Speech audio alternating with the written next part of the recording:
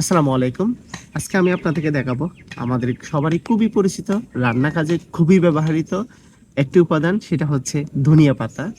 এই ছোট্ট একটি ধনিয়া পাতার মধ্যে অনেক ধরনের গুণ রয়েছে। আপনারা দেখতে পাচ্ছেন ধনিয়া পাতার গাছগুলো অনেক ছোট হলেও এগুলার স্বাদ এবং গন্ধ হচ্ছে খুবই শক্তিশালী। এটা সাধারণত বাসার ছাদে বা বিভিন্ন ছোট কোনো জায়গায় এবং টবের মধ্যে সাধারণত এটা সহজে চাষ করা যায়। এটা খুবই দ্রুত বৃদ্ধি পায়। এই ধনিয়া পাতাগুলো চাষ করতে তেমন বেশি কষ্ট করতে হয় না। একটু ভালো পরিমাণে ভালো মাটি এবং হচ্ছে একটু অল্প পরিমাণে পানি এবং একটু রোদ পেলে এটা সহজে বেড়ে ওঠে। এটা সাধারণত 20 থেকে 25 দিনের মধ্যে এই পাতাগুলো ব্যবহার করা যায়। আপনি তো জানেন ধনিয়া পাতা শুধু স্বাদের জন্য না, এতে রয়েছে অনেক পুষ্টিগুণ। এটি সাধারণত মানুষের হজমে সাহায্য করে এবং মানুষের শরীরকে ঠান্ডা রাখতে সাহায্য করে।